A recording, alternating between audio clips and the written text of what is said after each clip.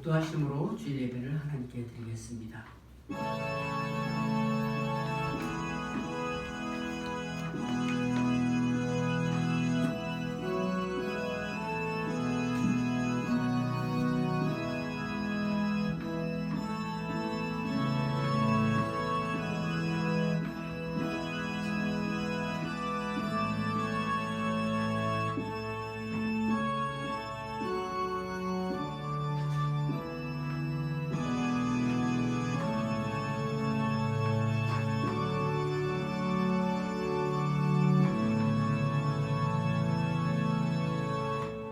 내가 산을 향하여 눈을 들리라. 나의 도움이 어디서 올까?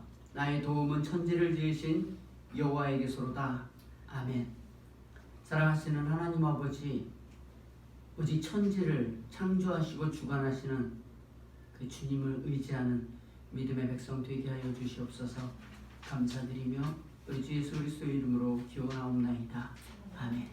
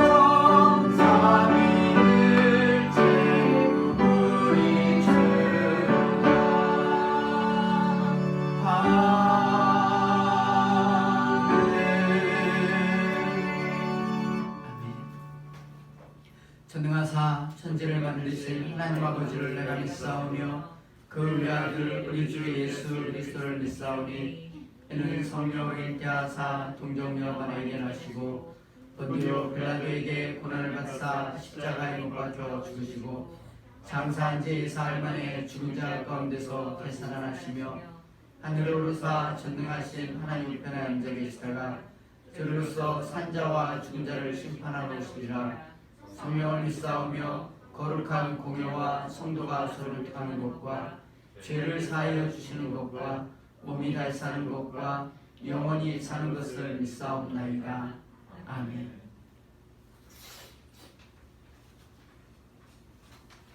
악을 행하는 자들 때문에 불평하지 말며 불의를 행하는 자들을 시기하지 말지어다. 그들은 풀과 같이 속히 배임을 당할 것이며 푸른 채소같이 세잔할 것이미로다. 여호와를 의뢰하고 선을 행하라. 땅에 머무는 동안 그의 성실을 먹을거리로 삼을지어다. 또 여호와를 기뻐하라. 그가 내 마음의 소원을 내게 이루어 주시리로다. 내 길을 여호와께 맡기라. 그를 의지하면 그가 이루시고 내 의를 빛같이 닦아주시며 내 공의를 정오의 빛같이 하시리로다. 여호와 앞에 잠잠하고 참고 기다리라. 자기 일이 형통하며 악한 꾀를 이루는 자 때문에 불평하지 갈지어다. 분을 그치고 노를 버리며 불평하지 말라. 오히려 악을 만들 뿐이라. 아멘.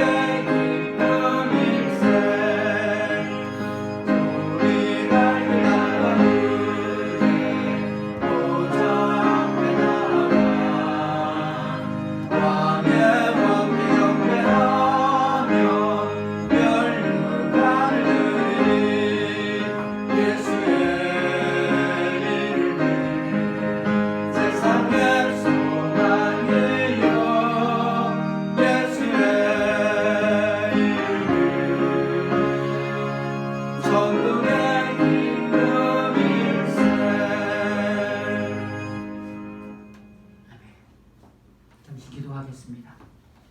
사랑하시는 하나님 아버지, 주님 은혜와 사랑을 감사를 드립니다. 죄와 허물러 죽어 죄 가운데 종로를 타던 저희들을 그리스도의 십자가의 은혜로 구원하여 영원한 생명 가운데 살게 하신 주님, 인생을 살다가 한 주일 주님 앞에 살다가 하나님의 은혜가 아니고서는 살 수 없음을 늘 순간순간 고백하며 주님을 의지할 수밖에 없는 인생을 다시 한번 주님 앞에 마음으로 고백하는 시간을 갖게 하시니 감사합니다.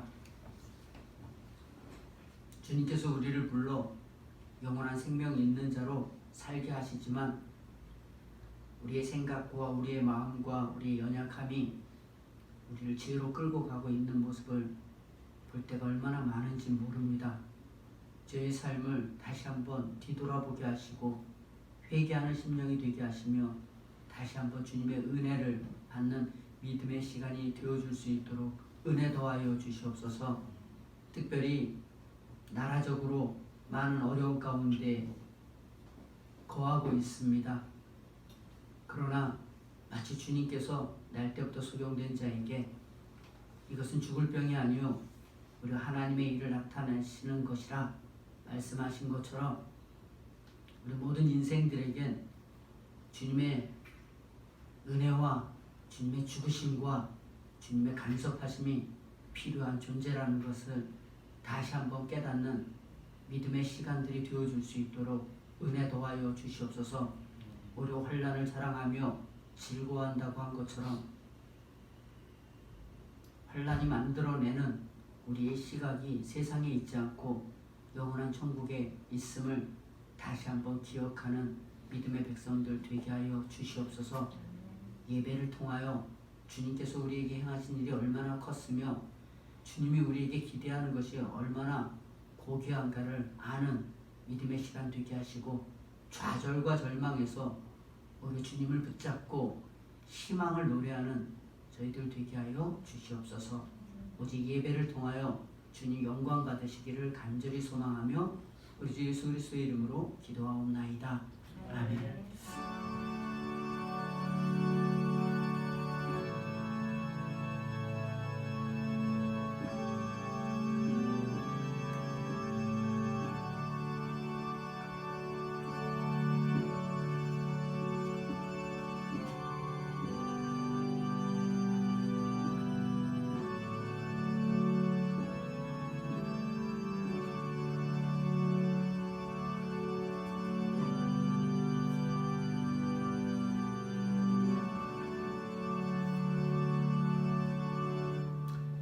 하나님 말씀 보겠습니다. 하나님 말씀 마태복음 16장 21절에서 24절 말씀입니다.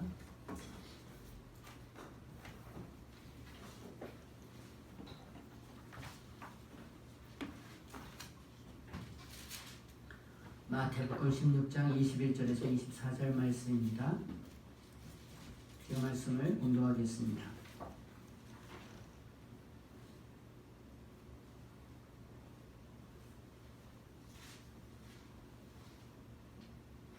이때로부터 예수 그리스도께서 자기가 예루살렘에 올라가 장로들과 대제사장들과 서기관들에게 많은 고난을 받고 죽임을 당하고 제3일에 살아나야 할 것을 제자들에게 비로소 나타내시니 베드로가 예수를 붙들고 항변하여 이르되 주여 그리 마옵소서 이 일이 결코 주께 미치지 아니하리이다. 예수께서 돌이키시며 베드로에게 이르시되 사탄아 내 뒤로 물러가라. 너는 나를 넘어지게 하는 자로다. 내가 하나님의 일을 생각하지 아니하고 도리어 사람의 일을 생각하는도다 하시고 이에 예수께서 제자들에게 이르시되 누구든지 나를 따라오려거든 자기를 부인하고 자기 십자가를 지고 나를 따를 것이니라. 아멘.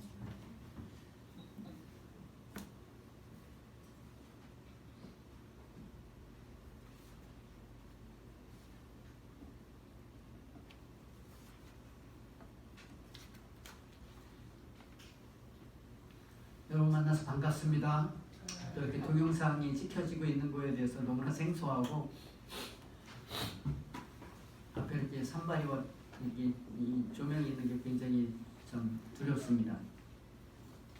어쨌든 이 계기를 통하여 하나님 앞에 한 걸음 더 나아가는 저와 여러분들이 되기를 소망합니다. 오늘 저희들이 살펴볼 말씀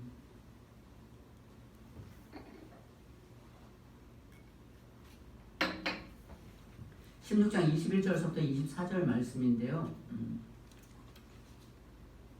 오늘 설교 제목이 사탄아 내 뒤로 물러가라. 이 말씀입니다.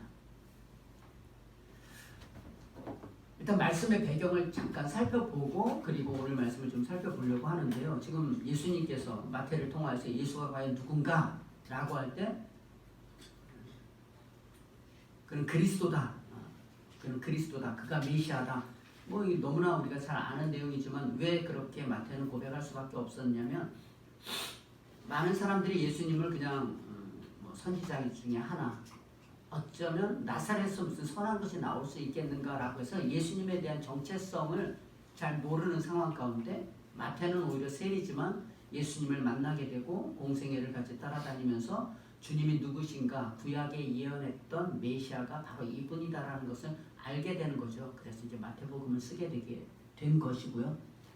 이제 성경을 이렇게 쭉 살펴보다 보면 예수님의 어떠하심에 대해서 사람들의 고백들이 있었어요. 계속 다 부인하고 이러지만 뭐 기적을 드러내고 사람이 할 수 없는 어떤 일들을 하지만 사람들은 그를 계속 대립하고 반대하고 그래서 어떤 사건, 내러티브라고 하죠. 어떤 사건 속에서 예수님이 누군가를 이렇게 계속 설명하는 중에 좀 요약을 하자면은 마태복음 8장만 해도 풍랑 가운데 이르렀을 때 예수님께서 풍랑을 잔잔하게 하잖아요. 그러니까 제자들이 뭐라고 이야기를 하느냐면 예수님 보고 저간 위기에 바람과 바다도 잔잔하게 하는가 이렇게 고백을 하잖아요.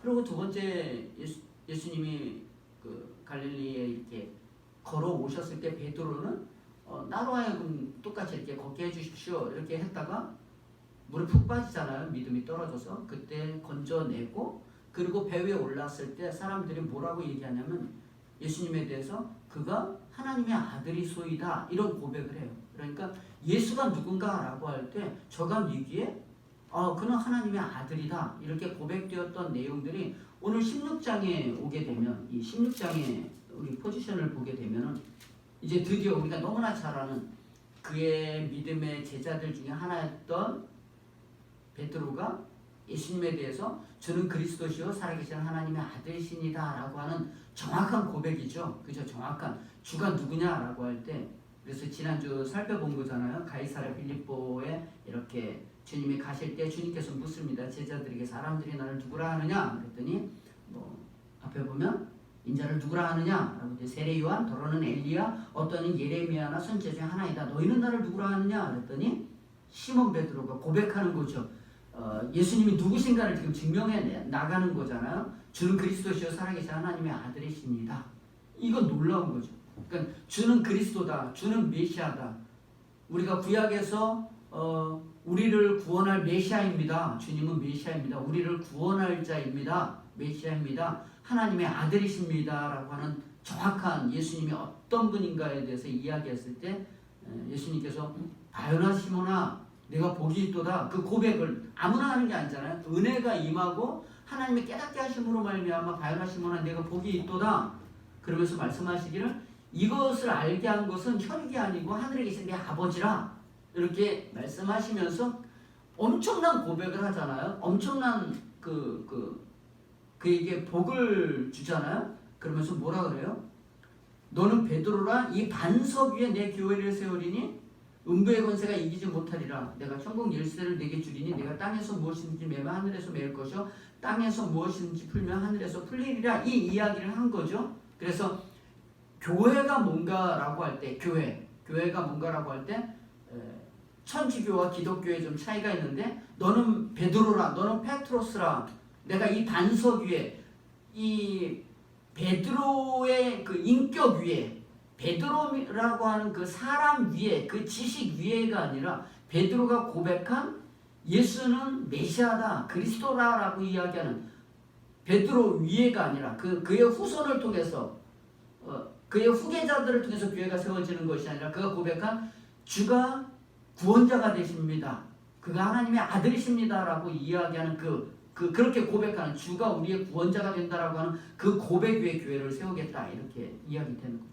그래서 우리 예수님을 믿는 우리들의 자랑이 뭐냐면 우린 예수를 그리스도라고 고백하잖아요. 그렇게 고백하는 그 고백 위에 교회를 세운다. 우리가 그 위에 서게 되고 음부의 권세가 신자의 자랑이 뭐냐면 음부의 권세가 우리를 이기지 못해요. 그러니까 죄와 사망이 우리를 이기지 못한다. 어떤 세상의 어떤 능력이 아니라 죄와 사망이 우리를 이기지 못하며 천국 열쇠를 주어서 우리가 내면 매일 것이고 풀면 풀릴 것이다 라고 이야기하는 엄청난 거죠. 원한 관계를 얘기하는 것이 아니라 하늘의 영원한 생명을 열고 닫는 힘이 우리에게 있다. 여기까지입니다.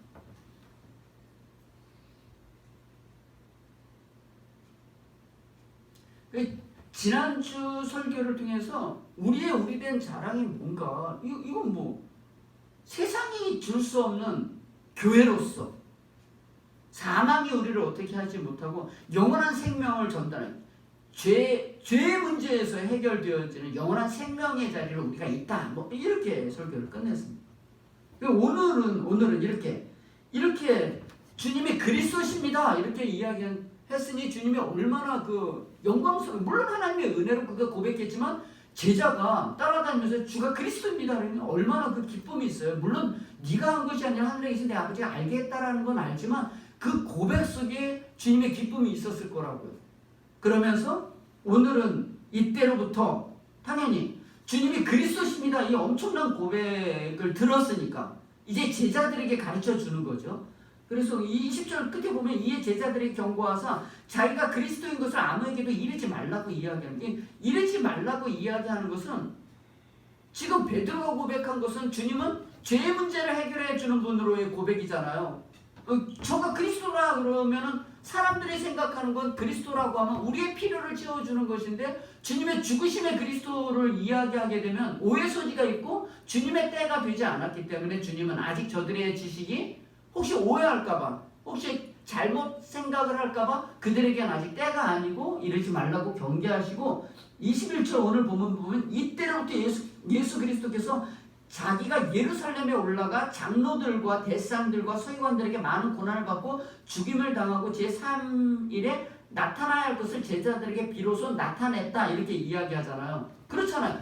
자기가 그리스도잖아요. 그러니까 죄의 문제를 해결하기 위해서 이 땅에 오신 분이라는 걸 알았기 때문에 그것을 그대로 실현하기 위해서 제자들에게 얘기하는 거죠. 이제 내가 예루살렘에 올라갈 것이고 장로와 제사장들과 서기관들에 의해서 내가 잡히고 죽고 부활할 거를 그 사실이잖아요. 그리스도라고 하는 것을 비로소 나타냈더니 주는 그리스도십니다. 살아계신 하나님의 아들이십니다. 라는 이야기를 맞다. 내가 그 일을 위해서 이제 올라가서 죽고 잡히고 부활할 것이다. 잡히고 죽고 부활할 것이다. 이렇게 이야기를 했더니 베드로가 이야기를 하잖아요. 오늘 22절에 혼자 하는 것 같아서 되게 이상해. 22절에 같이 한번 고백해볼까요? 22절에 시작. 베드로가 예수를 붙들고 항변하여 이르되 주여 그리 마옵소서 일이 결코 주께 미치지 아니하리이다.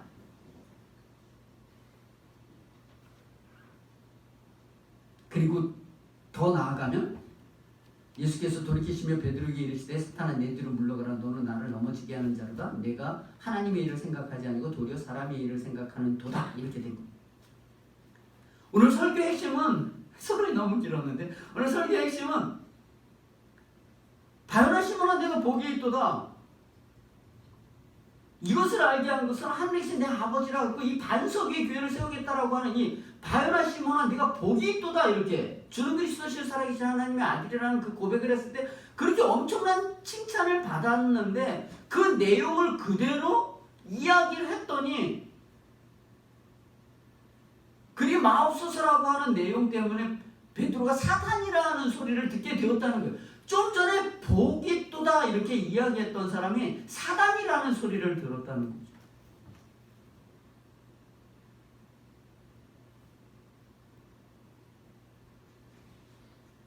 여러분 이렇게 이 내용을 가만히 살펴보면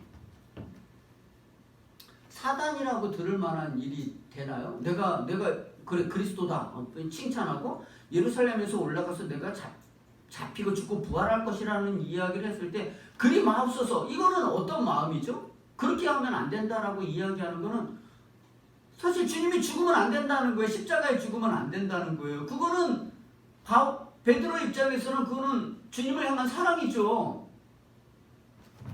여러분 제가 순교 현장을 막 가려는데 목사님 가시면 안 돼요 뭐 그런다거나 내가 고난을 받으러 가려고 하는데 그러면 안 됩니다. 그러면 사실 인생을 살면서 내가 어렵고 고난을 받는 어떤 일들을 하는데 막는 사람이 있으면 좋죠. 사실 굉장히 좋은 거잖아요.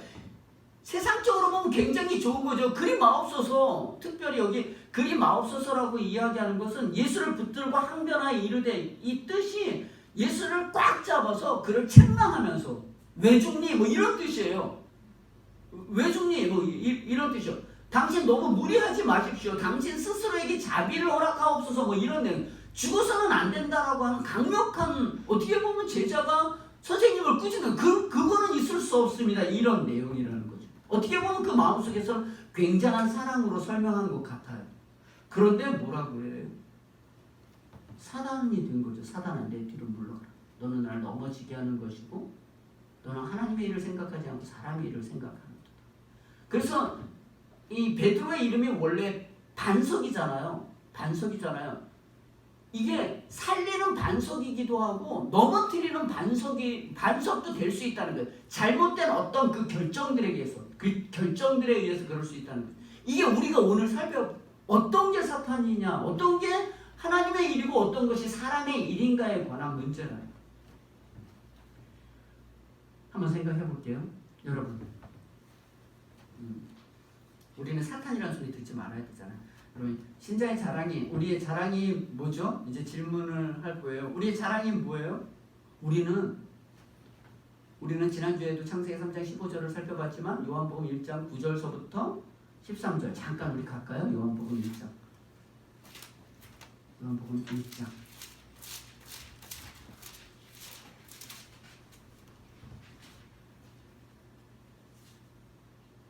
같이 9절에서부터 12절까지 교독하겠습니다. 참 빛고 세상에 와서 각 사람에게 비추는 빛이 있었나니 그가 세상에 계셨으며 세상은 그로 말미암아 지음바 되었을 때 세상이 그를 알지 못하였고 자기 땅에 오매 자기 백성이 영접하지 아니하였으나 영접하는 자 곧 그 이름을 믿는 자들에게는 하나님의 자녀가 되는 권세를 주셨으니 아멘.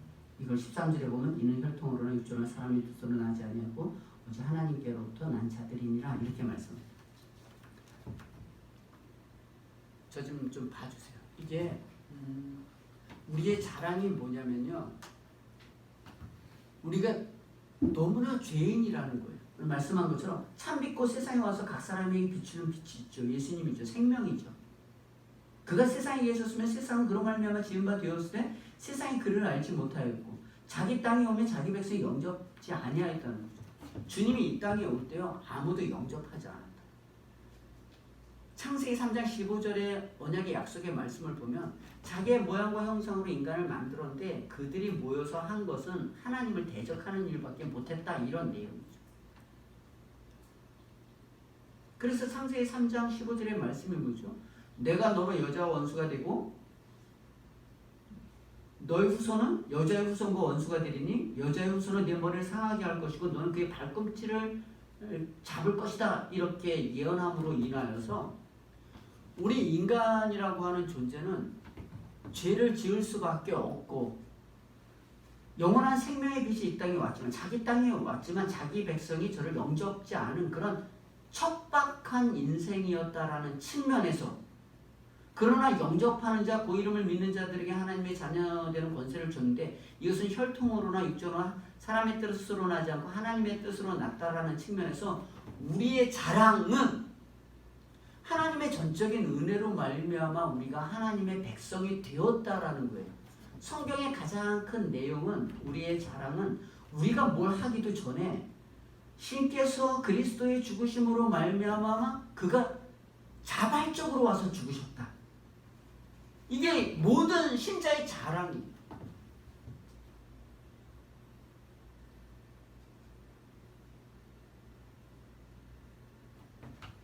(2장 8절부터 10절) 에베소서 2장 8절 10절 잠깐 읽을게요. 조금 어렵지만 조금만 가요. 우리끼리 가는 거니까.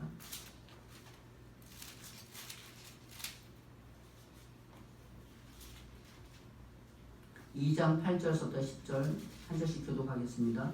너희는 그 은혜에 의하여 믿음으로 말미암아 구원을 받았으니 이것은 너희에게서 난 것이 아니요 하나님의 선물이라. 같이 봅니다. 우리는 그가 만드신 바라 그리스도 예수 안에서 선한 일을 위하여 지으심을 받은 자니 이 일은 하나님이 전에 예비하사 우리로 그 가운데 행하게 하려 하심이라. 아멘. 바울은 에베소 교회 성도들에게 너희가 그 은혜로 우리의 행위가 아니라 그 은혜로 인하여 믿음으로 말미암아 구원을 얻었나니 행위에서 난 것이 아니라 은혜죠. 행위에서 난 것이 아니고 전적인 은혜로. 그래서 자랑할 것이 없다는 거죠. 그래서 우리는 그가 전적으로 마치 에덴 동산에서 자기 모양과 형상으로 아담과 하와를 만든 것처럼 그리스도 안에서 새로운 피조물로 10절에 보면 우리가 원하거나 바라거나 소망하지 않았을 때 10절에 우리는 그가 만드신 바라 그리스도 예수 안에서 선한 일을 위하여 지으심을 받은 자니 이 일은 하나님이 전에 예비하사 우리로 그 가운데 행하게 하려 하십니다.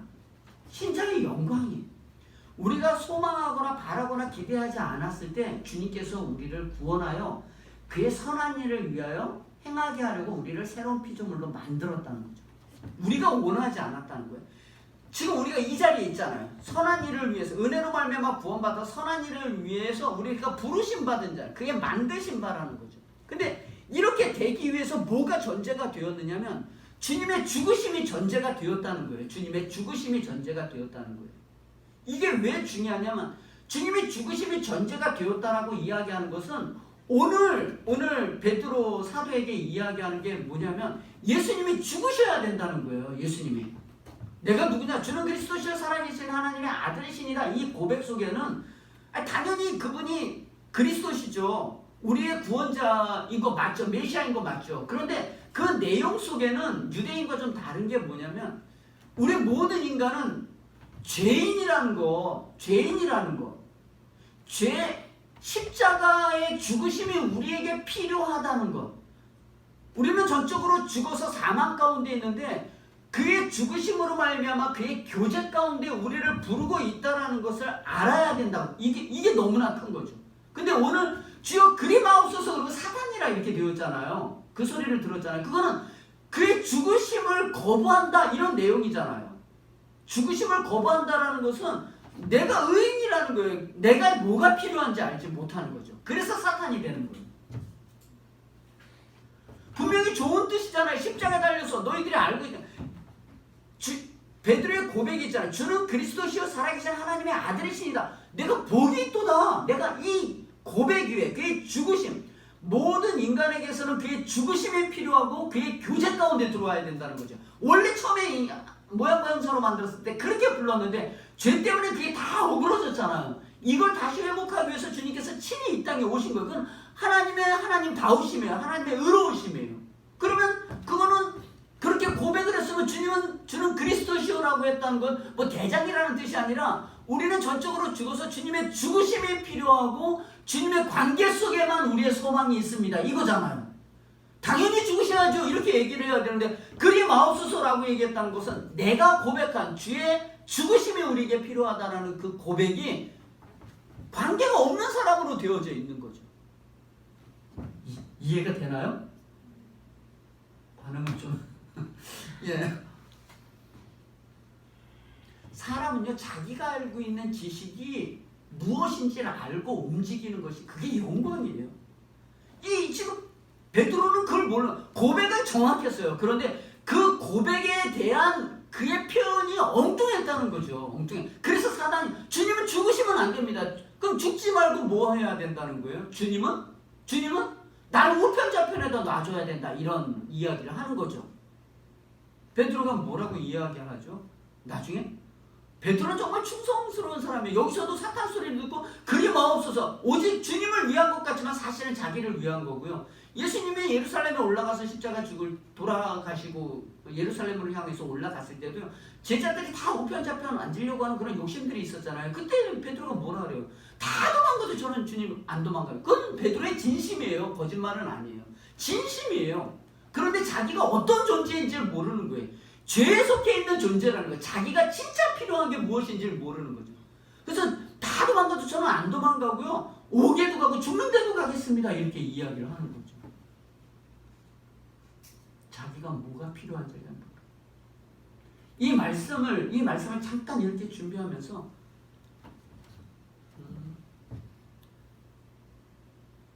우리가 모르는 게 너무나 많다. 주님도 당연히 모르니까.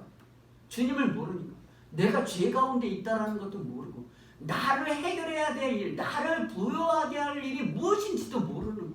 그저 어찌 보면 세상의 그 어떤 것들을 추구하는 사람으로 변해서 살아가는 사람들이다 이런 거죠. 만약 예를 들었어요.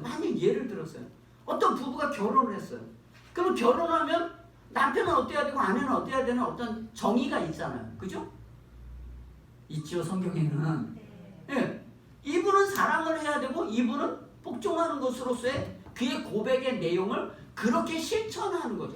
남편이 하든 아내가 하든 그거 중요하지 않아요. 하면 더 좋겠지만 설령 안 해도 난 그 길을 가겠다 하고 결혼하는 거잖아요. 그러나 살아보면 그게 안 되잖아요.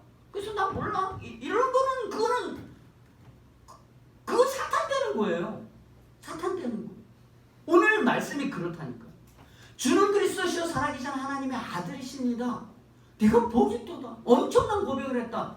인간이라는 존재는 죄의 문제가 해결돼야 되고 하나님과의 관계의 생명이 있다는 걸 너가 아는구나. 내가 그것 때문에 죽으러 온 걸 네가 아는구나. 내가 이 반석 위에 그 고백을 주님의 죽으심 위에 내가 교회를 세우겠다. 이제 내가 올라가서 죽을 거다라고 했더니 그리 마옵소서 이렇게 된다는 거죠. 사람들의 잘못하는 행동들. 그래서 하나 좀 살펴보면요. 하나만 살펴보겠습니다. 두 개나 준비했는데 사울 우리 지난주 말씀 살펴보기도 하고 윤지도 나와서 고백하고 그랬지만 윤지 이사님도 우리가 사울 이스라엘의 초대왕 사울을 보면은 좀만 집중해 주세요. 사울을 보면 사울 왕에 대해서 사울 왕이 성경에 보면은 잘못한 내용들이 분명히 있죠. 예배를 드린 것과 허락되지 않은 예배를 드린 것과 그 다음에 아말렉 족속을 다 멸하라고 했는데 멸하지 않은 거예요. 그 멸하지 않은 거를 통해서 사울이 폐위를 당하게 됩니다. 그런 생각하죠. 그런 생각. 하나님의 사랑이 무한히 많은데 굳이 그렇게 많은 잘못도 아니고 그 두 번.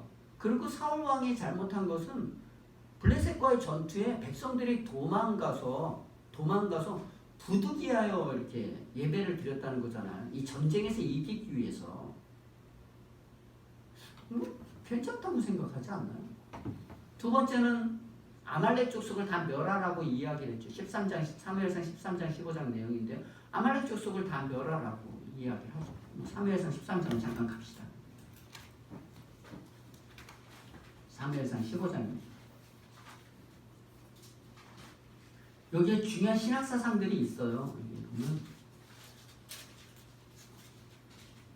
우리가 432페이지인데요.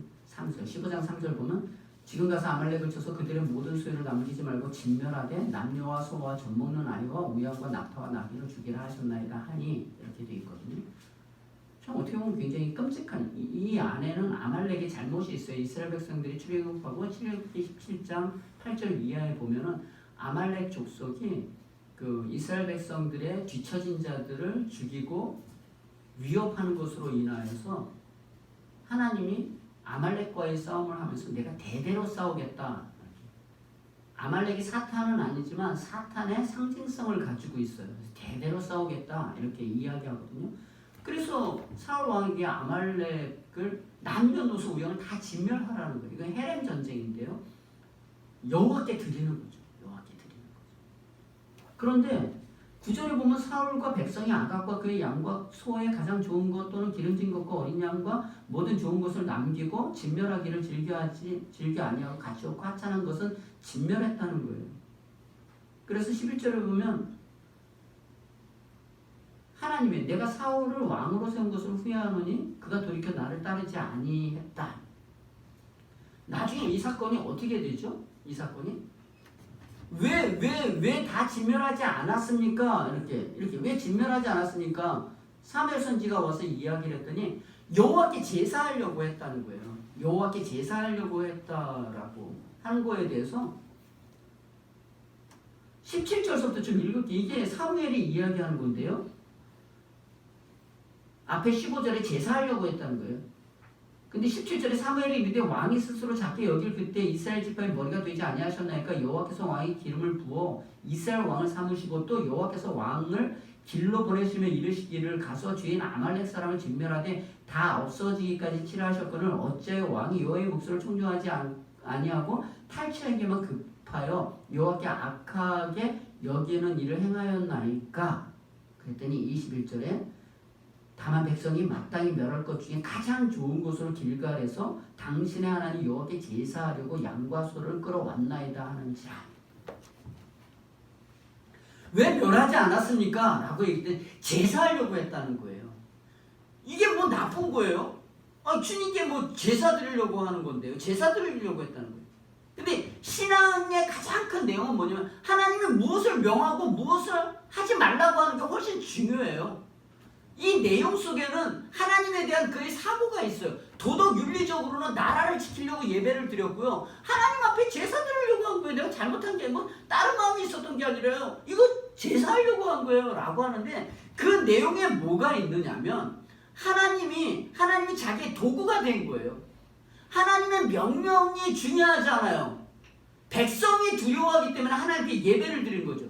하나님이 존중되는 게 아니라 백성과 전쟁에서 승리하기 위해서 하나님이 도구가 되는 거죠. 여기로 보면 제사하려고 했다라고 하는 것은 하나님은 죽임으로 말미암아 마치 이게 뭘 하나 이렇게 설명하는데 마치 그리스도의 죽으심을 상징적으로 보여주는데 마치 주님의 죽으심을 다시 되돌리는 것과 같이 제사하기 위해서 이렇게 드렸다는 거예요. 그러니까 하나님을 어떻게 보느냐면 이런 재물 정도만 드려도 되는 사람으로 생각하는 거죠. 그러니까 주님이 주인이 아니에요. 주님이 명령하고 목적하고 기대하고 그가 지시하는 것으로 따라가는 게 아니라 내가 하는 방법대로 하는 거예요. 하나님이 나의 대상이, 믿음의 대상이 아니죠. 나의 일에 하나님이 도구로 사용되어지는 거죠. 그게 사탄인 거예요. 그게 오늘 말씀하고 똑같은 거예요. 오늘 말씀하고. 주는 그리스도시요 살아계신 하나님의 아들이십니다. 그의 진짜 고백의 그 내용 속에는 주는 그리스도시요 살아계신 하나님의 아들이시니다. 이 속에는 우리는 철저하게 죽어 있어서 주의 죽으심이 우리에게 필요하고 주님의 관계 속에서만 우리는 소망과 생명을 얻습니다. 그거에 대한 고백인데 갑자기 그렇게 죽는다고 하니까 그리 마옵소서, 책망하면서 그리 마옵소서 라고 이야기하는 것은 죽어서 우리에게 힘을 주는 것이 아니라 당신은 살아서 우리에게 세상의 것을 줘야 된다 이러는 거죠. 그러니까 마치 유대인들이 가지고 있는 메시아 사상이 뭐냐면 그들은 유대인이지만 그들이 필요한 것은 로마의 압제에서 우리를 구원해내는 하나님은 우리에게 정치적, 능력적, 물질적인 하나님을 기대하고 있는 거죠. 이것만 해결하면 된다라고 생각하는 거예요. 그 베드로가 똑같은 거예요. 주님은 우리에게 영원한 생명, 주님이 죽으셔서 우리를 살리는 것이 우리에게 유일하게 필요합니다. 이게 신앙의 기초가 돼야 되는데 행동은 뭐라고요? 그리 마옵소서. 사탄이죠. 우리의 인생이에요. 우리 예수 믿어요. 저와 여러분들 예수 믿음의 가장 큰 자랑이 뭐냐면 그가 우리를 죄와 사망에서 우리를 건졌다. 우리가 바라거나 소망하거나 기대하지 않았을 때요. 제일 큰 자랑이에요. 이건 세상이 감당하지 못할 영광 가운데 있는 거죠. 예수님이 이 땅에 누가복음 2장 14절에 보면 예수님이 이 땅에 오시는 어린아이로 우리를 위해서 죽기 위해서 이 땅에 오셨을 때 말구에 내렸을 때 그때 천사들이 뭐라고 얘기했느냐면 지극히 높은 곳에는 하나님께 영광이요 땅에서는 기뻐하심을 입은 자들의 평화로다 이렇게 이야기한 거예요. 하나님의 영광이 드러났어요. 주님이 이 땅에 오시면 죽음을 전제로 하는 거잖아요. 그 시에 그 때에 왔다라는 거 죽음을 전제로 하는 그것을 보면서 하나님의 하나님다우심이 인간을 살리기 위해서 아기 예수로 오셨다는 영광과 드디어 너희들에게 하나님과 관계를 맺을 수 있는 진정한 평화가 왔다. 너랑 나랑 사이좋게 잘 지내보자 이게 아니라 그건 잘해봤자 인간에 관한 문제고 백년에 관한 문제예요. 먹고 마심의 문제지 영원한 문제가 아닌데 주님의 죽으심으로 말미암아 영원한 평강이 왔다라고 우리에게 이야기하는 거죠. 그게 우리의 자랑이죠. 근데 고작 지금 그런 고백을 했지만 그 고백의 내용이 뭔지 모릅니다.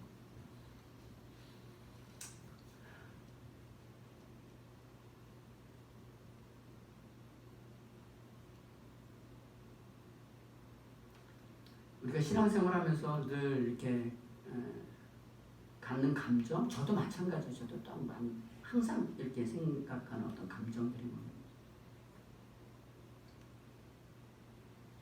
돈도 좀 주지 이거예요.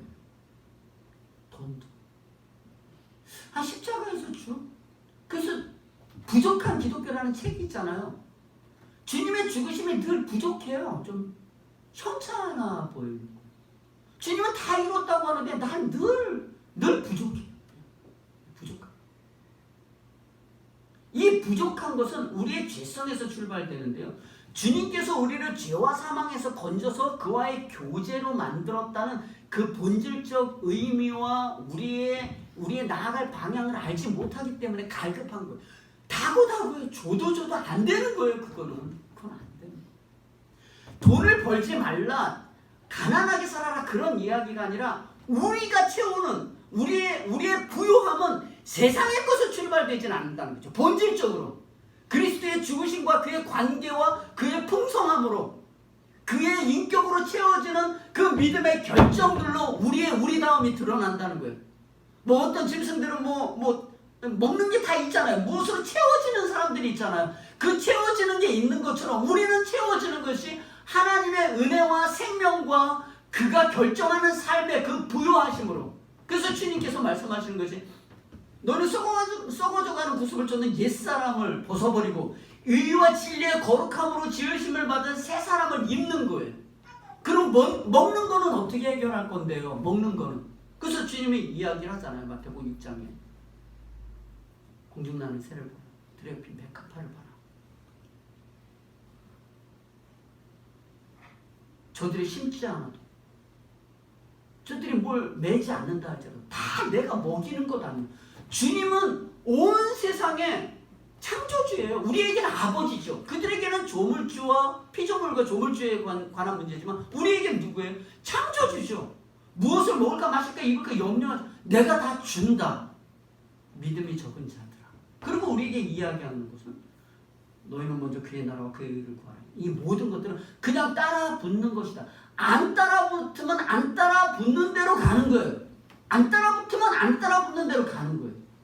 이거를 하기 위해서 주님을 버릴 수가 없는 거죠. 우리의 위치죠. 우리의 위치.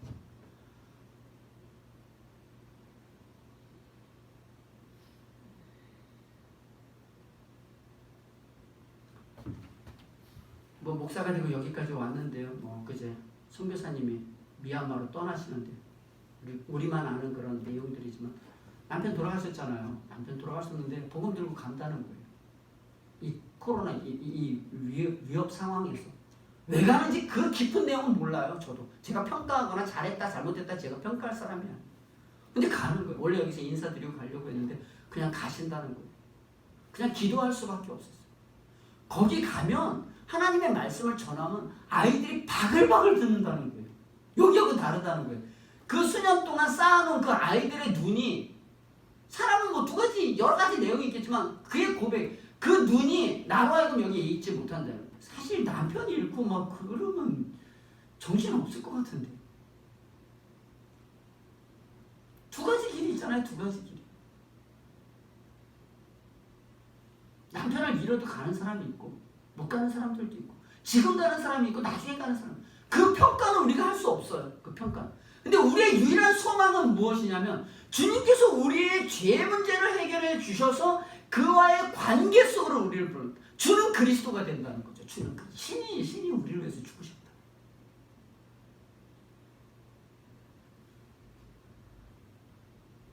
우리 요즘 중등부 아이들하고 이렇게 말씀을 이렇게 증거하면서 사나 죽으나 우리의 유일한 희망은 무엇입니까? 이게 첫 질문이에요. 하이델베르그 질문이거든요. 1문인데 뭐 소요리 문답으로 이야기하자면 웨스트민스터에서 나오는 것은 사람의 본분된 제일 목적이 무엇입니까? 뭐 이렇게 묻는 거죠. 사나 죽으나 우리의 유일한 희망은 무엇입니까? 라고 할 때 답할 때 우리는 우리 자신에게 속한 것이 아니요 하나님께 속한 것입니다. 영혼과 육체와 삶과 죽음, 이 모든 것이 다 우리 주 하나님과 우리 주 예수 그리스도 안에 속해 있다라는 사실입니다. 공부 가르치면서도요 계속 고백하는 거죠. 사나 죽으나 우리의 유일한 희망이 어디 있죠? 저 여러분들의 희망이 어디 있어요? 희망이 어디 있어요? 하나님 아버지의 사랑과 그리스도 예수의 죽으심이죠. 그의 메시아 되심이죠. 메시아가 영광 가운데 총과 칼을 들고 오는 그런 메시아가 아니라 나에게 떡을 주는 메시아가 아니라 영원한 생명을 주시는 분으로 그가 죽으심으로 우리와 관계를 맺어서 나를 새로운 피조물로 만들었다라고 하는 이 영광이죠.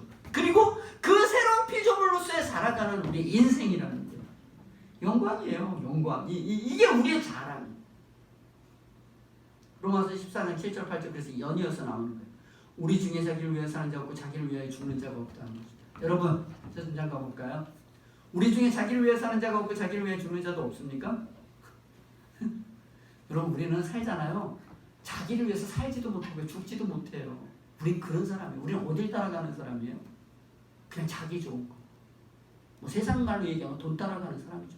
돈만 뭐 5배 준다면, 누가 안락한 데만 준다면 목숨을 걸고 하죠. 근데 우린 그렇게 되지 않았다고. 이거 바울의 고백이잖아요. 바울이 고백하는데 싸우고 있는, 분쟁하고 있는 그 로마 교회가 뭐 우리 중에, 우리 정체성을 얘기하는, 우리 중에 자기를 위해 사는 자 없고 자기를 위해서 죽는 자가 없다는 거. 그건 뭐예요? 우리는 주를 위해서 산다는 거죠. 살아도 주를 위하여 살고 죽어도 주를 위하여 죽나니 사나 죽으나 우리는 주의 것이로다. 이렇게 이야기합니다. 주의 것이죠.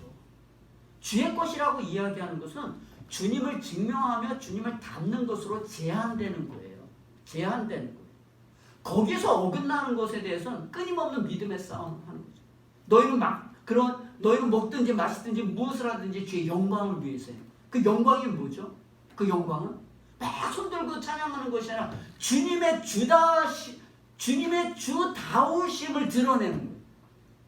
인간을 자기의 모양상으로 주님께서 직접 손수 만드셨잖아. 그리고 그 코에 생기를 불어서 영적인 존재가 산 영이 되었죠. 영적인 존재, 교제하는 자로서 주님을 드러내는 자로서 생육하고 번성하고 땅에 충만한 땅을 다스리라고 이야기하는 건 세상에서 대장하라는 이야기가 아니라 어디를 가든지 하나님의 어떠하심을 드러내라고 우리를 만드셨다니까요.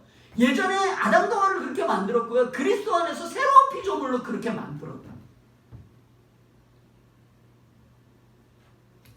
그렇게 만드는 우리는요, 얘기한 것처럼 베드로 얘기, 주는 그리스도시요 살아계신 하나님의 아들이십니다. 우리의 가장 큰 문제는 죄의 문제이고 죄의 문제를 해결하기 위해서 주님이 죽으시기 위해서 우리에게 오셨음을 우리는 고백합니다. 우리는 주님의 어그러졌던 관계에서 주님과의 교제를 회복이 우리의 유일한 소망입니다. 이렇게 한 거죠. 그 위에 내가 교회를 세우겠다라고 하잖아요. 음부의 권세가, 세상의 그 어떤 권세가, 우리를 사망으로 이끄는 권세가, 돈에 관한 문제가 아니라 우리의 인생의 끝자락에 가면 우리가 다 죽을 거 아니에요. 죽음 앞에서는 얼마나 벌벌벌 떠는지 몰라요. 그 죽음 앞에 1년만 더 산다고 해도 수십억 얼마든지 드릴 수 있을 거예요. 그 사망의 권세가 우리를 건들지 못해요. 우리는 이미 하늘에 시민권이 있거든요. 그리고 천국 열쇠를 가졌어요. 다른 열쇠가 아니라. 우리의 가장 큰 소망이 뭐예요? 누가 건물주래. 조물주 밑에 건물주래나? 아니면 조물주 위에 건물주라는 건물주래요. 애들의 꿈이 뭐야? 뭐 유튜버 뭐 이게 왜? 돈 많이 버니까요. 돈이에요. 이게 조물주예요. 조물주. 건물주예요. 건물주. 근데 우린 그게 아니라 천국 열쇠를 가졌다니까요. 천국 열쇠. 내가 매면 매이고 풀면 풀린다라고 이야기하는 건 원수 맺는 걸 풀고 맺는 그런 관계가 아니라 영원한 하늘 나라의 문을 열고 맺는 거를 우리가 감당하고 있다고요. 아휴, 사랑이죠. 사랑이죠. 한 주간 우리가 지금 이렇게 방송을 다 하잖아. 너무 지금 생소하고요. 설교가 들어왔다 나갔다 들어왔다 나갔다.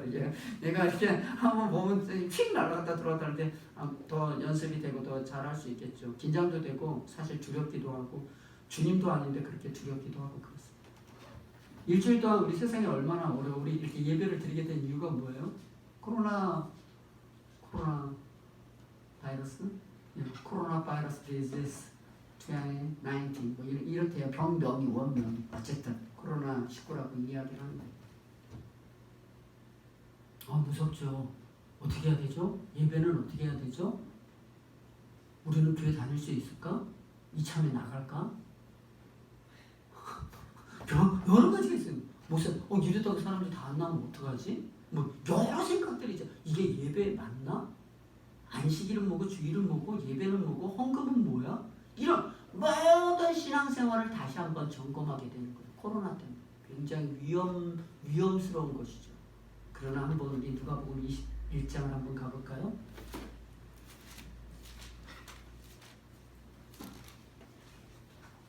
21장 10절 11절 말씀만 읽겠습니다.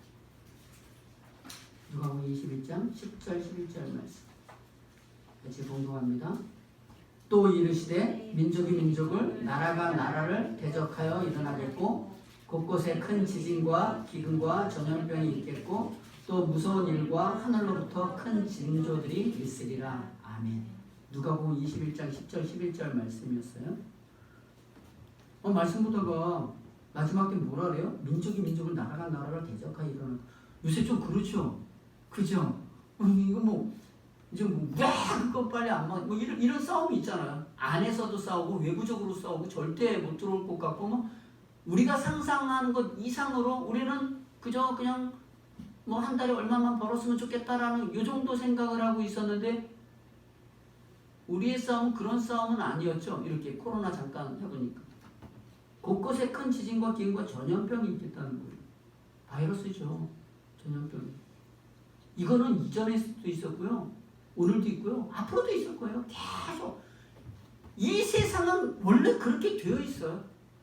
저 뒤에 보면 심지어 부모와 형제와 친척과 벗이 너희를 넘겨주어 너희 중에 며칠 죽이게 하겠고 또 너희가 내 이름으로 말미암아 모든 사람에게 미움을 받을 것이나 하나님의 사람으로 살기 시작하면 그렇다고 왼수 지는 게 우리의 일이 아니라는 거예요.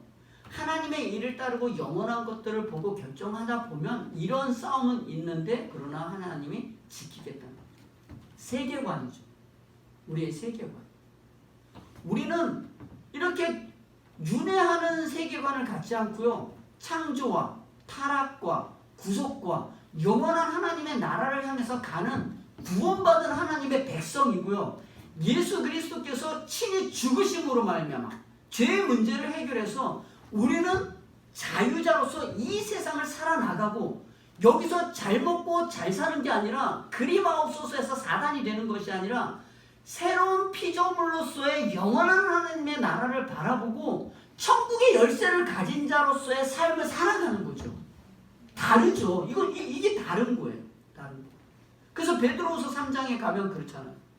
하루가 1000년이고 1000년이 하루 같아요. 예수님이 돌아가시고 지금 2000년 지났는데 하루가 1000년이고 1000년이 하루 같은 인생이에요. 아주 잠깐 있다 없어지는 안개와 같은 이 세상 속에 살아가는 거예요. 그래서 주님께서 뭐라고 이야기하는 거예요? 도적까지 이 땅에 임하겠다라고 얘기하잖아요. 한 영혼이라도 구원하기 위해서 마지막에 불로 심판하기 전에 옛날에는 노아의 시대는 물로 심판했지만 불로 심판하기 전에 한 영혼이라도 더 구원받기 위해서 이 세상을 주님께서 돌리겠다는 거죠. 돌리고 있는 거라는 거죠. 그래서 또 찾아봤어요. 베드로후서 3장 보니까 3장 10절에 제가 잠깐 읽습니다. 제가 읽을 테니까 그냥 들으세요. 3장 8절서부터 읽으면 사랑하는 자들아 주께는 하루가 1000년 같고 1000년이 하루 같다는 이 한 가지를 잊지 말라. 주의 약속은 어떤 이들이 더디라고 생각하는 것 같이 더딘 것이 아니라 오직 주께서는 너희를 대하여 오래 참으사 아무도 멸망하지 아니하고 다 회개에 이르기를 원하시느니라. 아멘이죠. 우리의 존재, 이 상황에 코로나의 상황을 그 원래 과거도 있었고 지금도 있고 앞으로도 있을 거라고. 그러나 주의 날이 도둑같이 오리니 그날에는 하늘이 큰 소리로 떠나가고 물질이 뜨거운 물에 풀어지고 땅과 그 중에 있는 모든 일이 드러나리라. 이 모든 것이 풀어지리니 이 모든 것이 그렇게 다 드러나고 타지리니 너희가 어떠한 사람이 되어야 마땅하냐 우리에게 묻는 거예요. 이 코로나 문제를 어떻게 해결할 것이냐, 이거 먹고 사는 문제를 어떻게 해결할 것이냐가 아니라 하나님의 이 구원 약속 속에 우리를 세우는 새로운 피조물로서 천국 열쇠를 가진 자로서 전적인 주님의 은혜로 구원받아서 하나님의 선한 일을 드러내는 자로서 너희가 어떠한 사람이 되어야 마땅하느냐, 우리를 존재로 부르고 있다고요. 기능으로 부르지 않고요. 주님의 사람으로 부르고 있다. 어떤 사람이 되어야 마땅하냐? 공부를 잘해야죠. 성공해야죠. 아니라 거룩한 행실과 경건함으로 하나님의 날이 임하기를 바라보고 간절히 사모하라. 우리 주.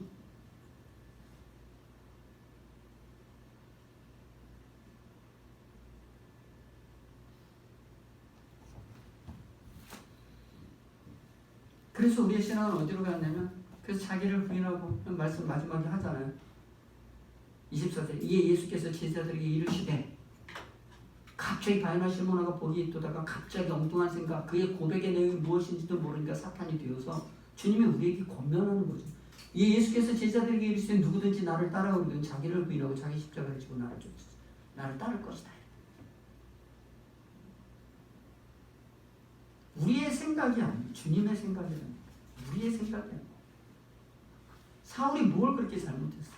사울은 베드로가 무슨 잘못을 한 거예요?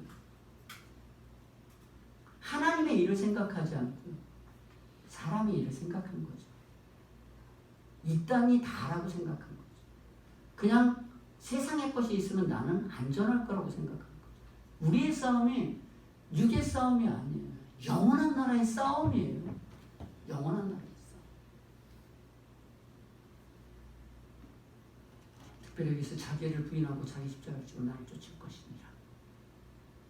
자기를 완전히 부정하는 거예요. 나에게서는 말씀이 아닌 나에게서는 선한 것이 나갈 수 없다라는 걸 아는 거죠. 매일매일. 그러나 우리는 육신을 가지고 있어서 매일 생각이 뭐냐면 세상이거든요. 이건 어쩔 수 없어요. 거기에서 자유할 수 있는 사람은 아무도 없어요. 그래서 매일매일 바울이 뭐라고 얘기해요? 자기를 복종시킨다는 거예요. 날마다 나는 죽는다는 거예요. 죽고 가만히 있는 것이 아니라 이 새로운 피조물로 살아가는 살아가는 사람으로서의 위로부터의 덧입는 하나님의 말씀으로 채워져서 자신의 존재와 방향성과 결정으로 단단해지는 거죠. 이건 뭐 누가 어떻다고 답을 줄 수 있는 게 아니에요. 그래서 매일매일 깨 있어야 돼요. 자기를 부인하고. 그게 우리의 자입니다. 다음 주에 자기를 부인하고 자기 십자가를 지는 것을 설교하도록 하겠습니다. 기도하고 마치겠습니다. 사랑하시는 하나님 아버지, 주님 은혜와 사랑을 감사를 드립니다. 바요나 시몬아 네가 복이 있도다. 이 엄청난 축복, 이 고백 위에 교회를 세우겠다고 하신 주님, 그러나 금방 그의 죽으심에 대해서 이야기하니 사단이 되어버리고 말았습니다. 이 세상을 살아가는 우리의 인생이 그렇습니다. 주님의 죽으심과 그가 우리를 새로운 피조물로 만들었다는 이 생명의 그 부요함을 알지 못하고 우리는 여전히 하나님의 일이 아닌 사람의 일을 생각하기에 급급한 인생이 아닌가 되돌아보게 됩니다. 많은 믿음의 선진들의 잘못이 우리의 교훈이 되게 하여 주시고 오늘 우리가 살아가는 이 생명이 얼마나 귀한 자리인 줄 알아 분별하며 주의 빛으로 주님의 생명으로 주를 증명하는 자로 살 수 있도록 은혜 도와여 주시옵소서.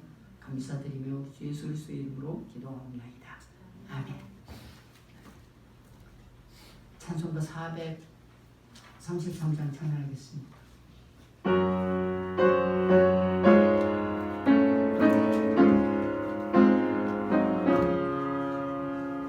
귀하신 주여 날 붙드사 주께로 날마다 더 가까이 저 하늘 나라 나 올라가 그 주의 품 안에는 안기어 영생의 복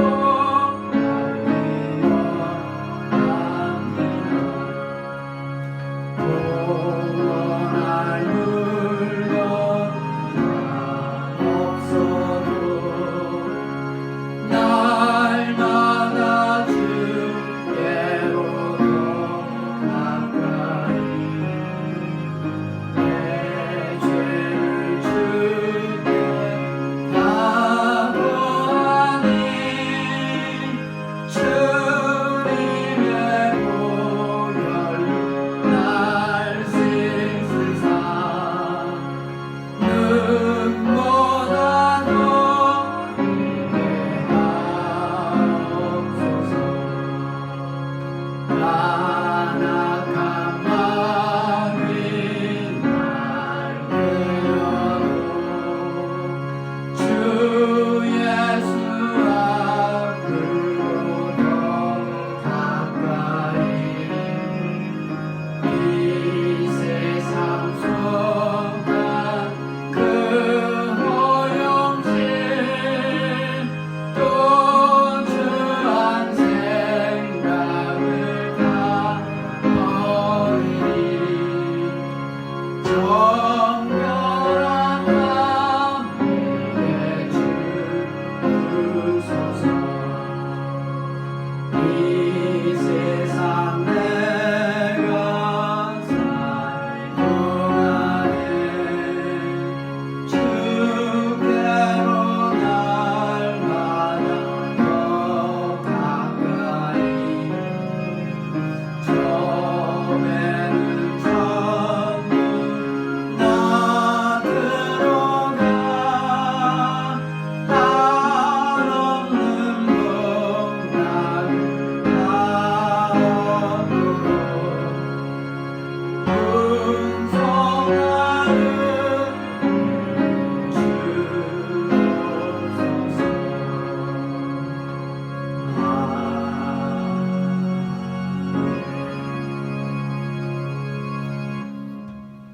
주옵소서. 우리 주 예수 그리스도의 은혜와 하나님 아버지의 무한하신 사랑과 성령님의 교통하시고 위로하시고 충만케 하시는 역사가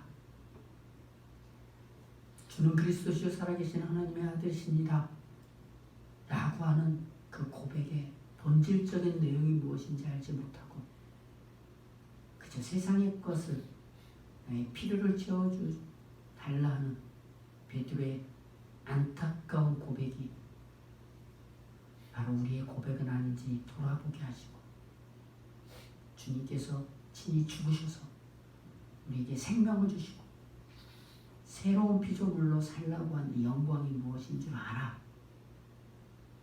주어진 환경 속에 담대하게 살며 주의 빛을 드러내기를 소망하는 심령과 교회 공동체 위에 지금부터 영원토록 함께 있을지어다. 아멘.